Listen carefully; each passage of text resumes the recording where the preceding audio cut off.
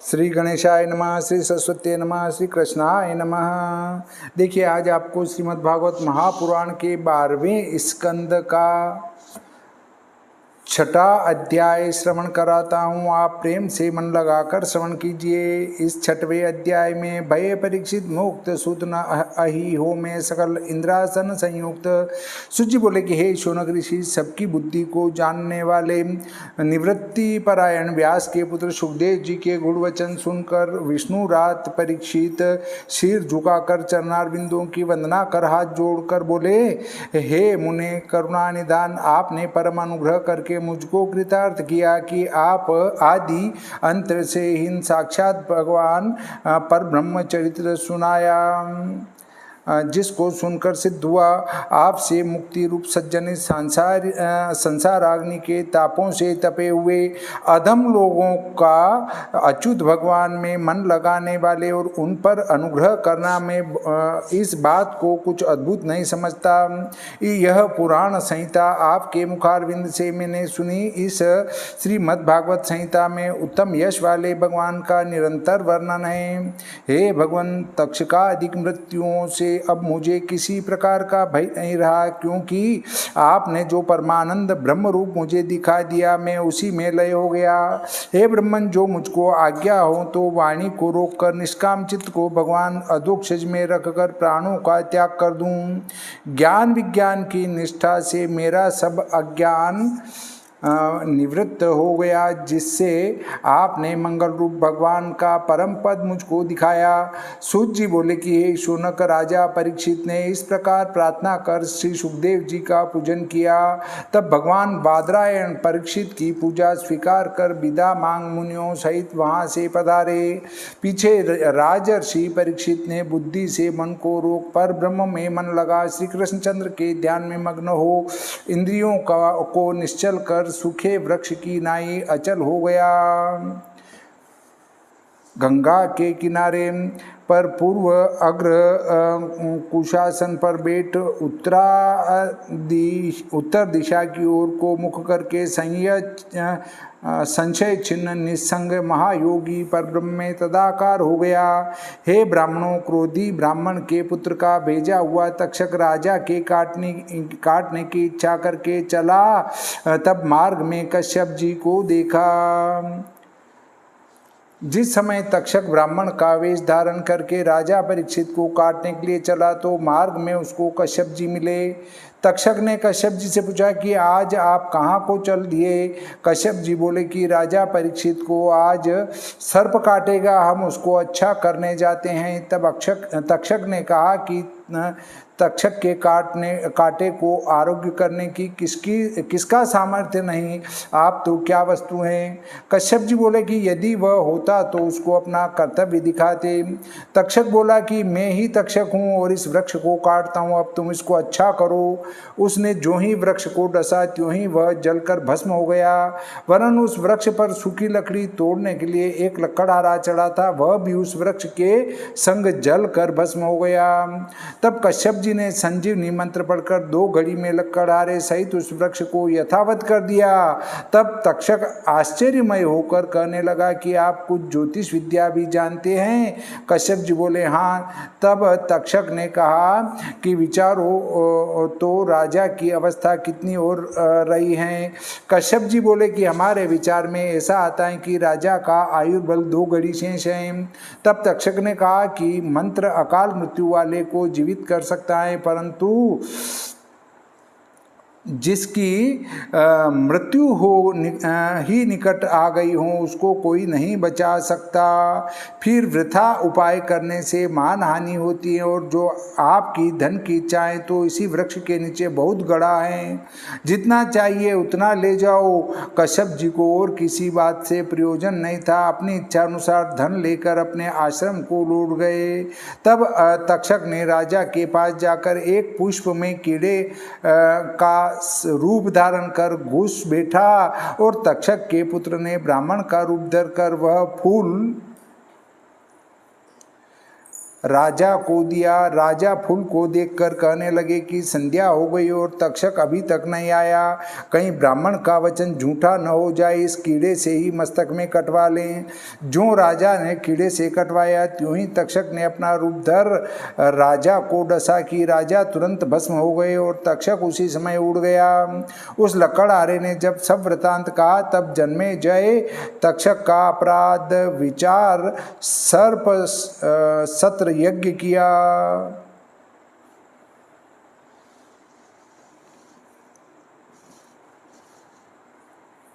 कि कश्यप जी राजा परीक्षित के पास को जाते हैं और यह विष के उतारने में चतुर हैं। तब तक्षक ने उस विष के दूर करने वाले कश्यप जी को धन से तृप्त कर जाने से रोक लिया। तब इच्छा रूपी तक्षक ने ब्राह्मण रूप धर के अपने आप को छिपाकर राजा परीक्षित को जाकर काटा। ब्रह्मस्वरूप राजर्षि परीक्षित की देह विषाग्नि से सबके देखते देखते उसी समय जल कर क्षार हो गई। उस समय पृथ्वी आकाश सब दिशाओं में बड़ा हाहाकार होने लगा। नगर में कोलाहल मच गया। देवता असुर मनुष्य आदि सब आश्चर्यमय हो गए। आकाश में देवताओं की दुंदुभी बजने लगी, गंधर्व गाने लगे, अप्सरा नृत्य करने लगी और पुष्पों की वर्षा होने लगी और महात्मा पुरुष बारंबार धन्यवाद देने लगे। देखिए राजा भी कैसे हुआ करते थे कि अरे संध्या होने आई, सूर्यास्त होने आया और तक्षक काटने नहीं आया। ऐसा नहीं हो कि ब्राह्मण का वचन झूठा हो जाए, मैं इस कीड़े से ही कटवा के मर जाता हूँ। ब्राह्मण का वचन झूठा नहीं हो जाए, ये राजा को चिंता है कि मेरे मरने से भी ब्राह्मण का वचन सत्य हो तो मैं मर जाऊं, वो ठीक है। शंका उत्पन्न होती कि 12 के 5वें अध्याय में सुखदेव जी ने कहा कि ये राजन, ब्राह्मण के शाप कोई आज्ञा को जिस सर्प ने पाया वह सर्प तुमको नहीं डसेगा। भागवत के श्लोक में त्वाम शब्द लिखा है, सो सुखदेव जी ने त्वाम किसी को कहा था कि त्वाम परीक्षित की देह को कहा था कि जीव को कहा था। जो जीव को त्वाम कहा तो भी अयोग्य है, क्योंकि जीव किसी के जलाने से जल नहीं सकता। जो कदापि ऐसा देखकर कि संसार में शरीर की प्रशंसा जीव को कोई नहीं जानता, शरीर को ही त्वाम कहा था, तो फिर सर्प के काटने से शरीर क्यों भस्म हो गया? मुनि ने तो कहा था कि भस्म नहीं होगा। यह शंका होती है। उत्तर है कि जो प्रश्न तुम लोगों ने किया सो सत्य है। संसार से शरीर की प्रशंसा देखकर ही देह के जीव को कोई भी नहीं जानता। इसलिए सुखदेव जी ने देह को त्वाम कहा था। अब देह भस्म होने का कारण सुनो।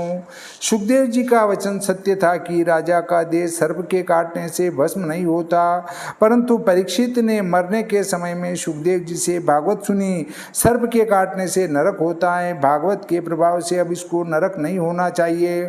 जो ऐसा करेंगे तो सर्प की मर्यादा नाश हो जाएगी। इसलिए भागवत की, सर्प की, सुखदेव जी की, इन तीनों की मर्यादा रखने के लिए भगवान ने परीक्षित का 3 कर्म करके तीनों की मर्यादा रखी। सर्प के काटने से मृत्यु होती है तो उस प्राणी को नरक में जाना पड़ता है। सो श्री मद्भागवत सुनने के प्रताप से राजा परीक्षित को भगवान ने नरकवास से छुड़ाया और सुखदेव जी का राजा शिष्य या इसलिए वैकुंठ में राजा को भेजा। सर्प की मर्यादा रखने के लिए राजा देह भस्म किया, इसलिए राजा की देह भस्म हो गई। कुछ सुखदेव जी का वाक्य झूठा नहीं था, परंतु सर्प की मर्यादा भगवान न रखते तो कभी राजा की देह भस्म न होती। राजा जन्मेजय अपने पिता परीक्षित को तक्षक से डसा सुनकर महाक्रोधित हुआ और ब्राह्मणों को बुला सर्प सत्र यज्ञ में सर्पों का होम करने लगा। उस यज्ञ की महाप्रचंड अग्नि में बड़े बड़े सर्पों को जलता हुआ देखकर तक्षक डर के मारे अत्यंत व्याकुल हो इंद्र की शरण गया। परीक्षित के पुत्र राजा जन्मेजय ने जब तक्षक को यज्ञ में न देखा तो ब्राह्मणों से पूछा कि सर्पों में अधम तक्षक यहाँ आकर क्यों नहीं भस्म हुआ? तब ब्राह्मण बोले कि हे नरेंद्र, अपनी शरण गए तक्षक की इंद्र रक्षा करता है और इंद्र ने ही उसको अपने समीप बैठा रखा है, इसलिए वह अग्नि में आकर नहीं पड़ा। ब्राह्मणों का यह वचन सुनकर उदार बुद्धि राजा जन्मेजय ब्राह्मणों से बोला कि हे ब्राह्मणों, इंद्र सहित उस तक्षक को अग्नि में क्यों नहीं डाल देते? क्या इतना सामर्थ्य आप में नहीं है? जन्मेजय का वचन सुनकर वो सब ब्राह्मण इंद्र सहित उस तक्षक को आहुति मंत्र पढ़कर आवाहन करने लगे। हे तक्षक मरुद्गणाधीश, इंद्र के संग तू शीघ्र यज्ञाग्नि में आकर पढ़। इस प्रकार आहुति मंत्रों से इंद्र सहित तक्षक को बुलाया। ब्राह्मणों के कठोर वचनों से मंत्रों के आकर्षण से तक्षक सहित इंद्र अपने स्थान से चलायमान हो विमान और तक्षक सहित अपने मन में घबरा गया।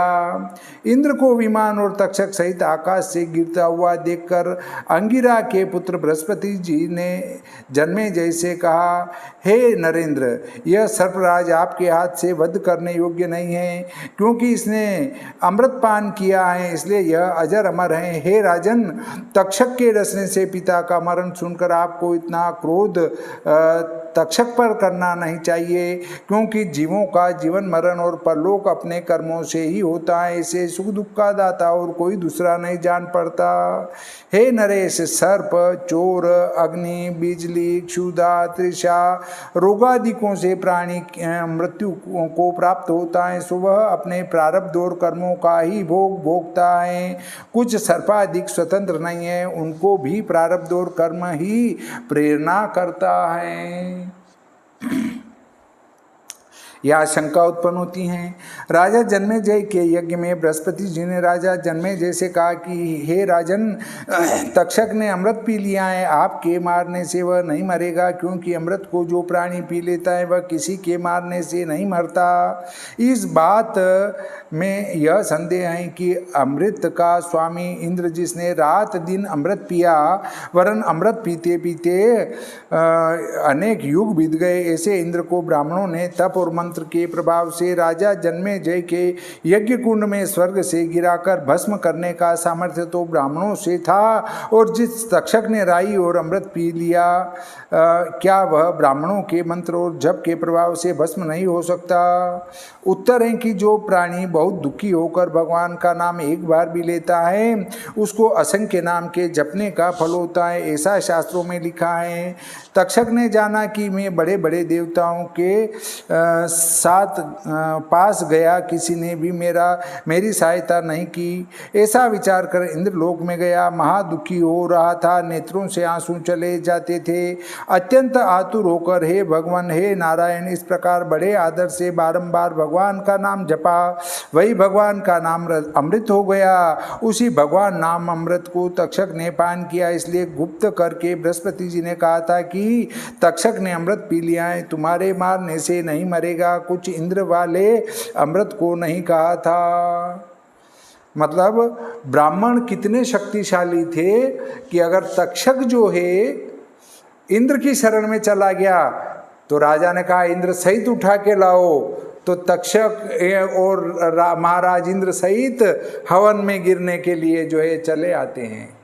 तो वो घबरा गए कि ये जो है मारा जाएगा। तब कौन पहुंचा? बृहस्पति जी ने उनसे कहा कि ये मरने वाला नहीं है। देवता भी घबरा जाते थे ब्राह्मणों से। हे राजन, यह प्राणी अपने अदृष्ट का ही भोग करता है, इसलिए इस हिंसक अविचार यज्ञ को समाप्त करो। देखो, इस यज्ञ में अनेक निरपराधी सर्प भस्म हो गए, परंतु उसमें आपका भी कुछ दोष नहीं, क्योंकि प्राणी सदा अपने प्रारब्ध और कर्मों का भोग भोगते रहते हैं। जब बृहस्पति जी ने इस प्रकार के वचन कहे, तब राजा ने उसी समय उन वचनों को सादर सम्मान दे अभिचार यज्ञ से निवृत्त हो देवगुरु बृहस्पति जी का पूजन किया। देखिए, ब्राह्मणों के क्रोध से परीक्षित का मरण हुआ और परीक्षित के पुत्र जन्मेजय ने कोप करके करोड़ों सर्पों को जला डाला। यह क्रोध रूप मोह ऐसे ऐसे महात्मा पुरुषों को भी हुआ। इसमें कोई आश्चर्य मानने की बात नहीं है, क्योंकि विष्णु भगवान की अलक्षित माया किसी प्रकार किसी से निवारित नहीं हो सकती। देखो, उन्हीं विष्णु भगवान की माया से विष्णु भगवान के ही अंश रूप जीव दूसरे जीवों पर अपनी देह में तीनों गुणों की वृत्ति क्रोधादिकों से मोहित हो संसार में भ्रमते हैं। यह माया तत्ववादी ब्रह्म विचार करने वालों के सिवाय और सभी स्थानों में निर्भय वास करती हैं, और ब्रह्मवादी लोग जब तत्व विचार करते हैं तो वे लोग भली भांति जानते हैं कि यह माया बड़ी कपटकारिणी हैं और लोगों की वंचना करने वाली हैं। जिन महापुरुषों ने ऐसा समझ रखा है उनके सम्मुख निर्भय होकर अपना प्रकाश नहीं कर सकती, क्योंकि उनसे यह भय मानती हैं और मोह ममता आदि कार्यों को नहीं करती, अपने दिन पूरे करती हैं। और जहाँ तत्व विचार हैं, माया के कारण अनेक वाद विवाद नहीं है और संकल्प विकल्प वृत्तियों से युक्त मन भी जहाँ नहीं है, सृष्टि के करने वाले सब कारण और कर्म से सिद्ध हुए फल, इन तीनों सहित अहंकार युक्त जीव जिस विष्णु में विघ्न डालने वाला विघ्न भी जहाँ नहीं जा सकता, अहंकार आदि उर्मियों के त्यागने वाले मुनि लोग उसी विष्णु पद में रमण करते हैं और स्थान सोरद दुष्टता और अनात्म पदार्थों को त्याग नेति नेति कहकर अहम भाव को निवृत्त कर सिवाय परमात्मा के और किसी से स्नेह न रखने वाले विवेकी पुरुष परम तत्व को ही विष्णु का परम पद कहते हैं। उसी का ध्यानाधिक सावधानता से विज्ञानी लोग हृदय में धारण करते हैं। विष्णु के परम पद को वे ही आत्म तत्ववेता जानते हैं जिनके देह गेह में अहंता ममता दुर्जनता का मिथ्याभिमान नहीं है। मनुष्य को उचित तो यह है कि अज्ञानियों के दुर्वाक्यों को सहन करे, किसी की अवज्ञा न करे और इस देह के कारण किसी से शत्रुता न करे। अकुंठित बुद्धि वाले भगवान व्यास देव जी को मैं बारंबार नमस्कार करता हूँ कि जिनके चरण कमल के ध्यान से मैंने यह श्रीमद् भागवत संहिता पढ़ी है। शौनक ऋषि बोले, हे सौम्य व्यास देव जी के शिष्य वेदों के आचार्य पेलादि महात्मा ऋषियों ने वेदों का कितनी रीति से विभाग किया, सो यह वृत्तांत हम पूछते हैं। पुराणों की संहिताओं के विभाग किस प्रकार से किए गए हैं, सो जानने की हमारी अभिलाषा है। सूत जी बोले कि हे ब्रह्मन, एकाग्र मन परमेशी ब्रह्मा के हृदय आकाश से प्रथम एक नाद शब्द उत्पन्न हुआ, जो कि कानों पर हाथ रखने से सुनाई देता है। हे ब्रह्मन, जिस नाद की उपासना करके योगी पुरुष अध्यात्म अधिभूत अधिदैव इन तीनों मन के मलों को दूर करके मुक्ति को प्राप्त होते हैं, उस नाद शब्द से स्वयं प्रकाश हुआ, जिसकी उत्पत्ति स्पष्ट रीति से किसी प्रकार जानने में नहीं आती। ऐसा अव्यक्त तीन अक्षर युक्त ओंकार हुआ, जो कि भगवान परमात्मा पर ब्रह्म का जताने वाला है। इंद्रिय मन विना ही जो भगवान है, सब शून्य हो जाने पर भी, आप ज्ञाता होने से कानों के बंद किए रहने पर भी इस अव्यक्त ओंकार को सुनते हैं। जीव इंद्रियों के अधीन है, इसलिए कान बंद किए जाने पर भी कुछ भी नहीं सुनता। हृदय आकाश में आत्मा से उत्पन्न हुए ओंकार को विस्तृत वेखरी वाणी प्रकट होती हैं। अपने आश्रय रूप सर्वव्यापक साक्षात परमात्मा परब्रह्म का बताने वाला सब मंत्रों का रहस्य वेदों का बीज सनातन ओंकार है। हे भृगुवंशियों में श्रेष्ठ उस ओंकार से अकार उकार मकार ये तीन वर्ण हुए। तीन वर्ण से ओमकार में तीन वर्ण है, अ उ म। इन तीन वर्णों से ओम बना है और यही तीन रूप हैं, सतोगुण रजोगुण और तमोगुण। अर्थात सत्व रज तम तीन गुण ऋग्वेद शुक्ल यजुर्वेद, यह तीन वेद, तीन गुण तीन वेद ऋग्वेद यजुर्वेद और सामवेद, यह तीन वेद। भूवर्लोक और स्वरलोक ये तीन लोक। जागृत सुषुप्न और सुषुप्ति यह तीन अवस्थाएं हुई। भगवान ब्रह्मा जी ने इन्हीं वर्णों से अक्षरों के समूह रचे। 16 तो स्वर, 25 स्पर्श, 4 अंतस्थ, 4 उष्माण, ये सब हस्व दीर्घ जीवा मूल्य करके युक्त हैं। भगवान ब्रह्मा जी ने इन्हीं अक्षरों से चारों मुखों से और छंदों से ओंकार सहित चारों वेदों को रचा। चातुर्होत्र कर्मों के लिए ब्रह्मा ने अथर्वण, यजुर्वेदी, उद्गाता, सामवेदी, होता, ऋग्वेदी आहुति देने वाले रचे। फिर भगवान ब्रह्मा जी ने वेदों के उच्चारणादिकों में चतुर ब्रह्मर्षि अपने पुत्रों को वह वेद पढ़ाए और धर्मों के उपदेष्टा अपने वेद को बनाया। उन सब वेदों के हृदय में धारण करने वाले व्रतधारी शिष्यों की परंपराएं चारों युगों में चली आई हैं। द्वापर के अंत में महर्षियों ने वेदों के विभाग क्यों किए? इसका कारण यह है कि भगवान ने जाना कि कलयुग में सब महर्षि काल से क्षीण, अल्प आयु, वीरहीन, अशक्त और मंदमती होंगे।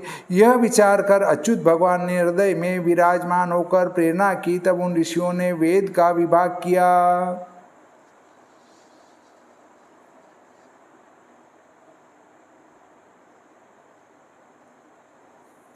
हे ब्रह्मन, इस वैवस्वत मनवंतर में लोकों के पालन करने वाले भगवान धर्म की रक्षा के लिए ब्रह्मा शिवादिक लोकपालों की स्तुति करने विभु भगवान अपने अंश कलाओं से पराशर मुनि के वीर्य करके सत्यवती के गर्भ में वेद व्यास रूप में से अवतीर्ण होकर वेदों के 4 विभाग किए। जैसे रत्नपार की अनेक मणियों की राशियों से पद्मराग आदि मणियों को छांट कर अलग कर लेता है, ऐसे ही मंत्रों के समुदाय एक वेद में से ऋग, यजु, साम और अथर्व नामक के मंत्रों को उद्धार कर उन मंत्रों से 4 संहिता श्री व्यास जी ने रची। हे शौनक, फिर पीछे महामती व्यास देव जी ने अपने 4 शिष्यों को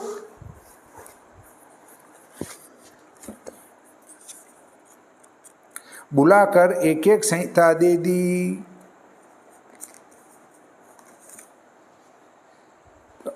पेल नाम शिष्य को बहुत ऋचा होने से बृहद्रच नाम ऋग्वेदी संहिता दी। निगदा नाम यजुर्वेदी संहिता वैशंपायन को दी। छंदोग नाम सामवेद की संहिता जैमिनी को पढ़ाई और अंगिरस नाम अथर्वण वेद की संहिता अपने शिष्य सुमंत को पढ़ाई। पेल मुनि ने अपनी पढ़ी हुई संहिता इंद्रप्रमित और बाष्कल नाम अपने दोनों शिष्यों को दी। हे ब्रह्मन, बाष्कल ने अपनी संहिता के 4 विभाग करके बौद्ध, याज्ञवल्क्य, पराशर और अग्निमित्र इन चारों अपने शिष्यों को पढ़ाई। महात्मा इंद्रप्रमित ने अपनी संहिता कवि मंडूक ऋषि को पढ़ाई। मंडूक ने देव मित्र ने सौभर्यादि ऋषियों को पढ़ाई। मंडूक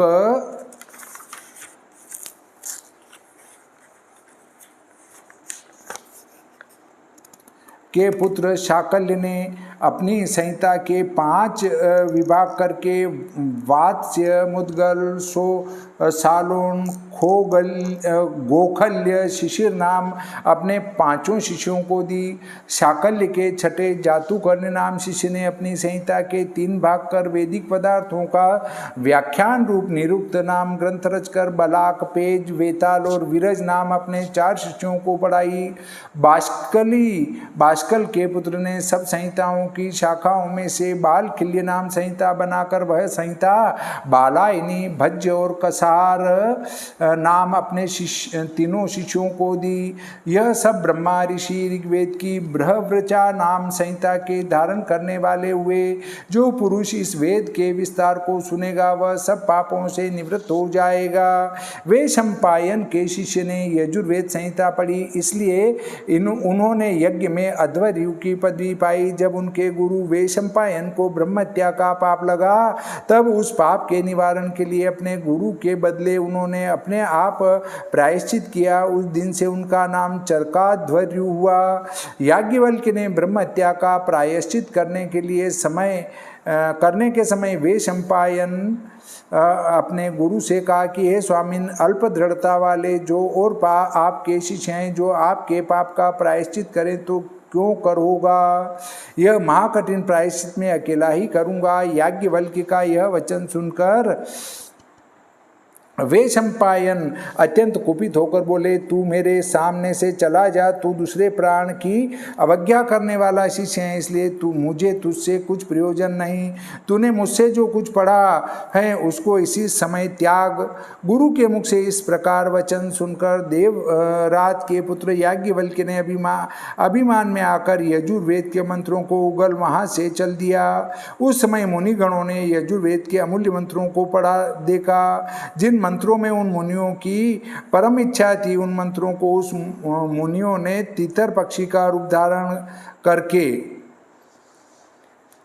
याज्ञवल्क्य के वमन किए हुए यजुर्वेद के मंत्रों को ग्रहण कर लिया। उसी दिन से उस यजुर्वेद की 33 नाम शाखा हुई। हे ब्रह्मन, याज्ञवल्क्य जी ने गुरु जी से भी अधिक विद्या प्राप्त करने के लिए सूर्य नारायण की उपासना करनी आरंभ की।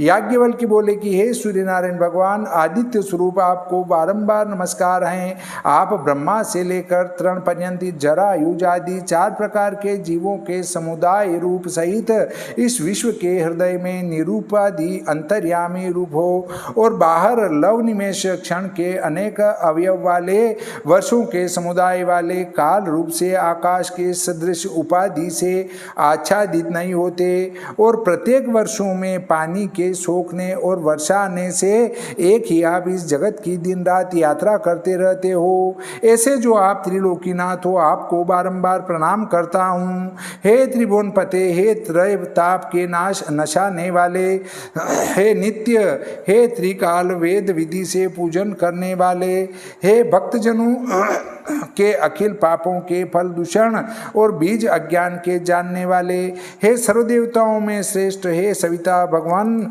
आपका जो यह मंडल त्रिलोकी में प्रकाश करता है, ऐसे जो आप निशिवासर जगत के तपाने वाले हैं, सो में एकाग्र चित्त से आपका ध्यान करता हूँ। हे भास्कर, आपके रहने के स्थान स्थावर जंगम अनंत समुदाय के जड़ रूप मन इंद्रिय प्राणों के समूह को आप ही अंतर्यामी आत्मा रूप होकर प्रेरणा करते हो, ऐसे तेज स्वरूप को मैं बारंबार नमस्कार करता हूँ।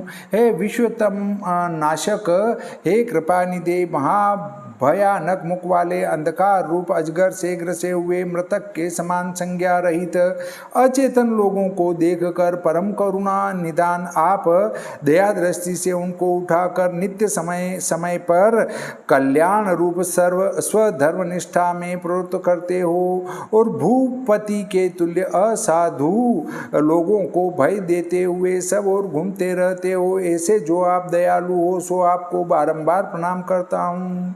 हे सूर्य, जहाँ तहाँ दिक्पाल देवता कमल कोश युक्त अंजलियों से आपको अर्घ्य दे देकर आराधना करते हैं, ऐसे जो सर्वांतर्यामी आप हो, सो आपको मैं नमस्कार करता हूँ। हे भगवान, आप दीन दयालु हो, त्रिलोकी के अधीश्वरों से पूजित, आपके चरणारविंद की उत्तम यजुर्वेद की कामना के लिए मैं शरण आया हूँ। सूत जी बोले कि हे शौनकादि ऋषियों, याज्ञवल्क्य ने जब इस प्रकार सूर्य नारायण की प्रार्थना की, तब उस प्रार्थना को सुन सूर्य नारायण ने प्रसन्न होकर अश्व का रूप धारण किया और याज्ञवल्क्य को उसी इच्छानुसारी यजुर्वेद के मंत्र दिए। तब याज्ञवल्क्य मुनि ने उस यजुर्वेद की 15वीं शाखा की सूर्य नारायण ने अपनी केशावली से जो मंत्र निकाले, इसलिए यह शाखा वाजसेनी नाम से प्रसिद्ध हुई। उन शाखाओं को कण्व और माध्यन्दिन आदि ऋषियों ने ग्रहण किया। सामवेद के वेता जैमिनी ने सुमंत नाम अपने पुत्र को और सुनवान नाम अपने नाती को एक एक संहिता पढ़ा दी। फिर जैमिनी जी का दूसरा शिष्य सुकर्मा नाम द्विज बड़ा चतुर था, उसने सामवेद वृक्ष की सहस्त्र संहिता बनाकर अलग अलग रची। हिरण्यनाभ, कौशल्य, पौष्यंजी और वेद पाठी आवंत्य ये शिष्य सुकर्मा के हुए। उन्होंने सहस्त्रों संहिताओं को ग्रहण किया।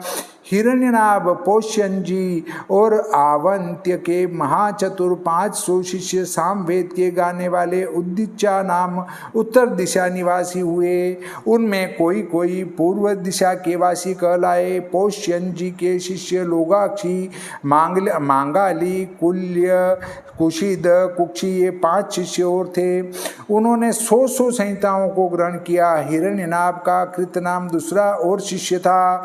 उसने अपने शिष्यों को 24 संहिता पढ़ाई और जो संहिताएं अवशेष रह गई थी वह ज्ञानवान अवंत्य ने शिष्यों को पढ़ा दी। श्रीमद्भागवते महापुराणे द्वादश स्कंदे भाषा टीकायां वेद शाखा प्रणयनम नाम षष्ठो अध्यायः। श्री सरस्वती मैया की जय, श्री कृष्णचंद्र भगवान की जय, श्री बजरंगबली की जय, श्री रामचंद्र भगवान की जय, श्री गणपति जी महाराज की जय।